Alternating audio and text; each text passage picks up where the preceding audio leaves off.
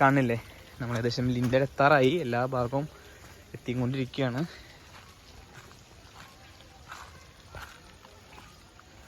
അല്ലേ, ഇതാണ് കേട്ടോ നമ്മുടെ ഫൈനൽ. അല്ലെങ്കിൽ എന്താ പറയുക, ലിൻഡിലെത്തുമ്പോൾ ഇതുപോലെ ഇരിക്കും. ഒന്നുകൂടി നമ്മൾ പുറം തേക്കാതെ ഇതുപോലെ കട്ടിങ് ഒക്കെ ഇട്ടിട്ട് ചെയ്യണം കേട്ടോ. അപ്പോൾ അത് ഒന്ന് ഫിനിഷ് ചെയ്ത് പെയിൻറ്റിങ് കാര്യങ്ങളൊക്കെ അടിച്ച് കഴിഞ്ഞാൽ, പോളിഷൊക്കെ അടിച്ച് കഴിഞ്ഞാൽ നല്ല അടിപൊളിയായിട്ടിരിക്കും.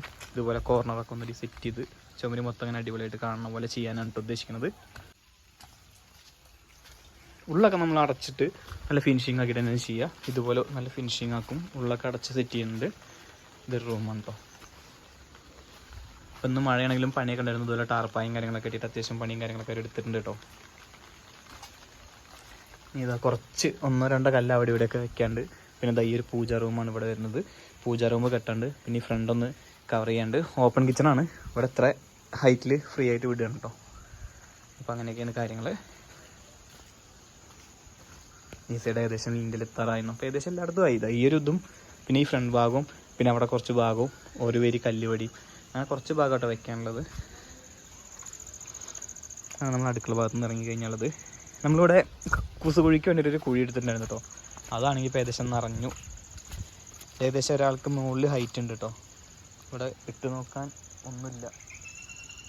അത്യാവശ്യം ഒരാൾക്ക് മുകളിൽ ഹൈറ്റ് ഉണ്ട്. ഇത് ഒന്നര ആൾക്ക് 2 ആൾക്ക് ഹൈറ്റ് ഉണ്ടായിരുന്നു. ഇതിപ്പോൾ അത്യാവശ്യം നിറഞ്ഞ് പെരും മഴ ആയതുകൊണ്ട് നിറഞ്ഞിട്ട് ഇത്ര ആയിട്ടുണ്ട് കേട്ടോ.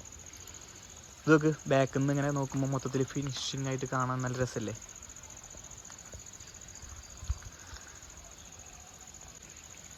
ഇതൊക്കെ ബാക്കൊക്കെ എങ്ങനെയുണ്ട്, നല്ല അടിപൊളിയായിട്ട് പോയിട്ടില്ലേ.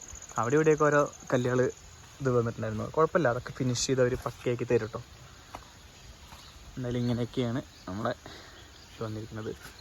ഇവിടെയൊക്കെ ഇനി കട്ട് ചെയ്ത് ആക്കിയിട്ട് നല്ല അടിപൊളിയാക്കി തരും കേട്ടോ അവർ. എന്തായാലും ഇതൊക്കെയാണ് നമ്മുടെ വിശേഷങ്ങൾ. അപ്പോൾ കേട്ടോ 6 മണിയൊക്കെ കഴിഞ്ഞപ്പോഴേക്ക് ഇതാ വിളക്ക് കാട്ടിയിട്ടുണ്ട്. 6:30 ആയിട്ടുണ്ട് കേട്ടോ.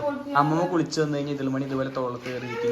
അവർക്ക് പ്രാർത്ഥിച്ചിട്ട് കുറിയിട്ട് കൊടുക്കണം. അതിന് വേണ്ടിയിട്ടാട്ടോ ആള്.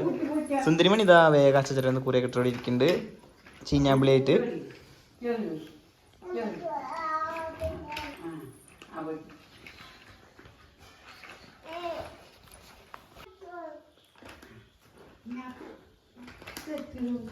അവിടുന്ന് ഭസ്മൊക്കെ എടുത്തിട്ട് കേട്ടോ അവര് പ്രധാന പണി.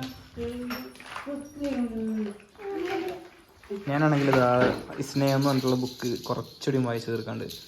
അപ്പം അത് വായിച്ചുകൊണ്ടിരിക്കുകയാണ്. അമ്മമ്മ ഇതാ സുന്ദരിമണിയുടെ അടുത്ത് തന്നെ തിരക്കാട്ടോ അടുത്തത്.